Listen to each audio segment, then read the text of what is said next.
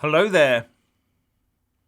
The biggest queue is not for those youngsters queuing up outside Santa's Grotto, but for those former Labour supporters queuing up to denounce the Labour Party leader Jeremy Corbyn.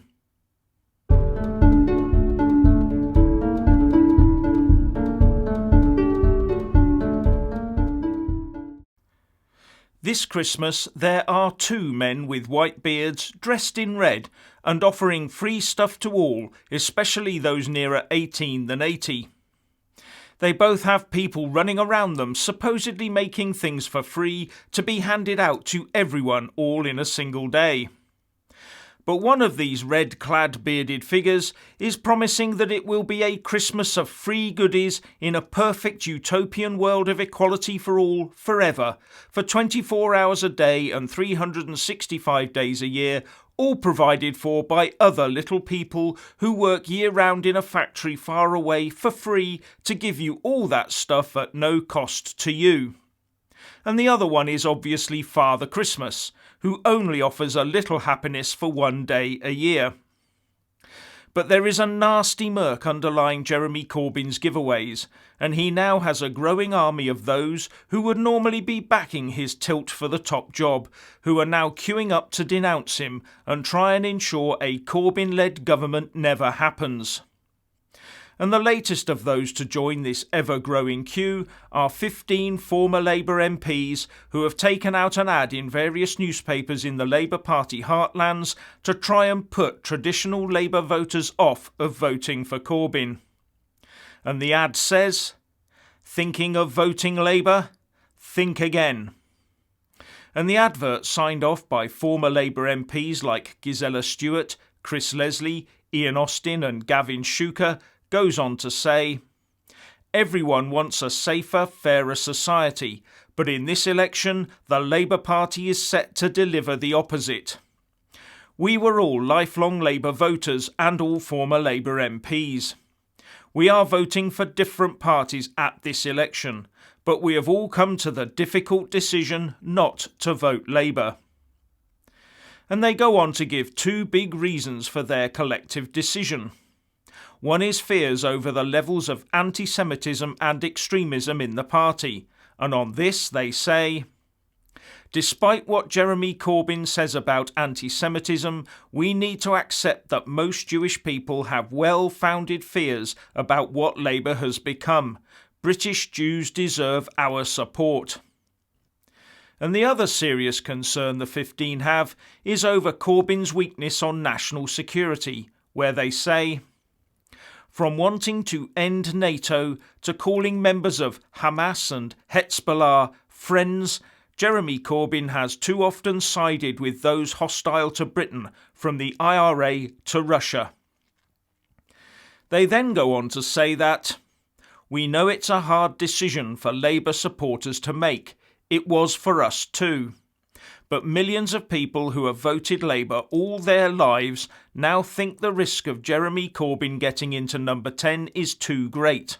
The party has changed. Labour is no longer the party we have supported all our lives." And it ends by saying, "Jeremy Corbyn, not fit to be Prime Minister." And as I've said before, please tell the rest of us something we don't know already. And the advert itself is promoted on behalf of a campaign group called Mainstream, which has gained the support of such people as former Tory MP, now Lord Eric Pickles, former Labour MP Mike Gapes, TV presenter Rachel Riley, and the actress Maureen Lipman, who recently reprised her role as Beattie, branding the Labour Party extremist in a mock Beattie advert. Mainstream says it wants to encourage a return to respectable and responsible politics, and to banish extremism from British politics once and for all.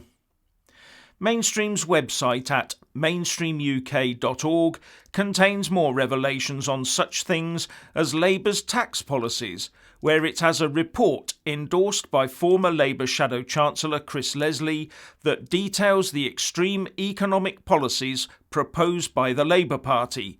This includes their spending plans that are likely to mean soaring taxes for all, not just the rich.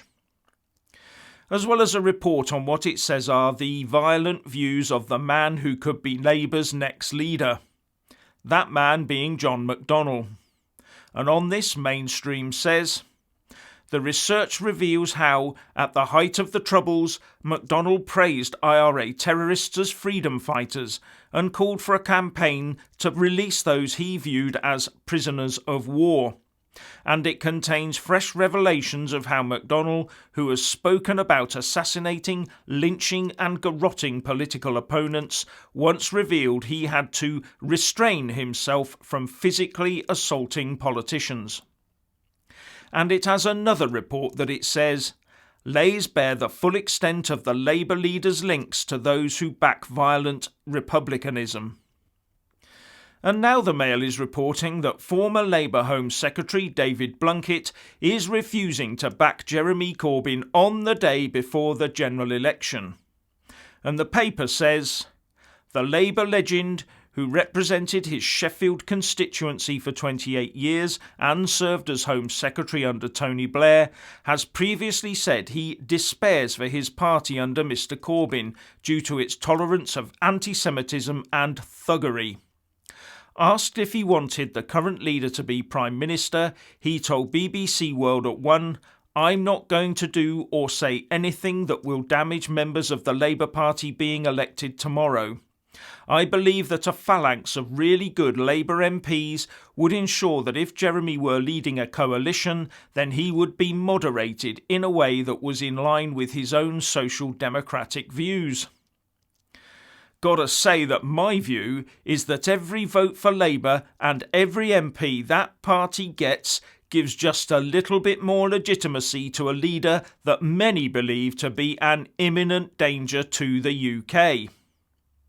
This ever-growing list of disaffected senior Labourites do not take this route lightly. And don't forget the normally apolitical religious leaders that have also spoken out. No, they will not be making these views known without a lot of soul-searching. And there are many, many decent people in Labour who have supported their party through thick and thin because they believe that it has the solutions to the problems our society faces. We may not all agree with their approach and policies, but in general, we have never in the past had a real cause to question their belief in this country and in democracy. But now a new Labour is emerging, one that even its own die-hard supporters cannot stomach. And this should make the party's long-standing traditional voter base sit up and listen, especially when those that they voted in as Labour MPs in the past are now turning their back on their own party and openly telling others to do the same. And consider that it has now become acceptable for many of these former Labour politicians to consider voting for their lifelong political enemy, the Tories. That should surely shake the ordinary moderate Labour voter out of their almost ingrained two-party state-induced voting pattern, shouldn't it? Now, some on the left will not believe that their Labour Party has become extreme. But I would postulate that the recent Tory policy changes towards a loosening of their previous austerity measures, as well as an opening of the spending spigots for such things as the NHS, education and the police, mean that the Conservative Party has clear ground to now occupy in the centre, maybe even a bit to the left of centre of politics, that the current Labour Party seems to have vacated. And voters appear to be accepting that. And as we all know, the party that can occupy most of the middle ground of the day usually wins out. And yesterday's YouGov latest poll, using a technique called multi-level regression and post-stratification, or MRP, indicates that the Tories will win 339 seats on 43% of the vote, compared to Labour's 231 seats on 34%, giving the Blues a majority of 28 seats. The SNP would come third with 41 seats on just 3% of the vote, while the Lib Dems would pick up 15 seats on 12% of the vote. Plaid would get 4 seats on a nominal 0%, and the Brexit Party no seats at all on 3% of the vote. But as is pointed out, there is quite a margin of error here, and this figure of 28 seats sits in the middle of what could be anything from a hung parliament to a Tory landslide. But the indications are that the Tories would win. But how come that in the face of all this condemnation from Labour's own support base, that a Tory win is not expected to be a massive landslide victory? Is that down to something more than the expected tribalistic voting? Or could it be that for the ordinary Labour voter, all they see is poverty increasing in their vicinity?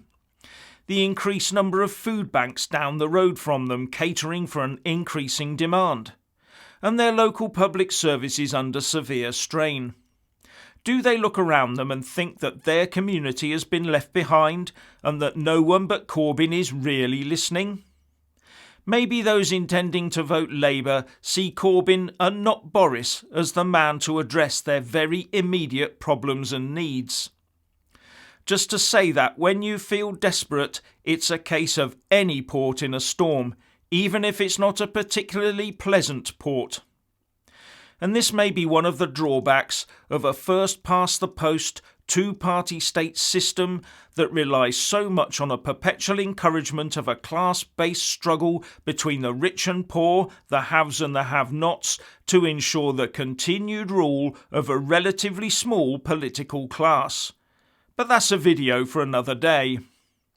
Right now there is still the danger that we could end up with a hung parliament and a large enough vote for the Labour Party that would legitimise the continued presence of Jeremy Corbyn in our politics as the leader of the official opposition, or worse. And unless Labour gets a real thumping in tomorrow's vote, there is always the danger that Corbyn might become a more unwelcome fixture on the opposition front bench than he already is. There have been rumblings against Corbyn in the past, and remember that when he got elected many of the party's front benchers resigned. But back then, Corbyn had the overwhelming support of party members. Maybe that mood will change on Friday, if Labour gets a big enough defeat.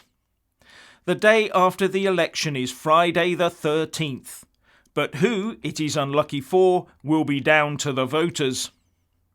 Anyway, what do you think? Please share and comment, and thank you for watching.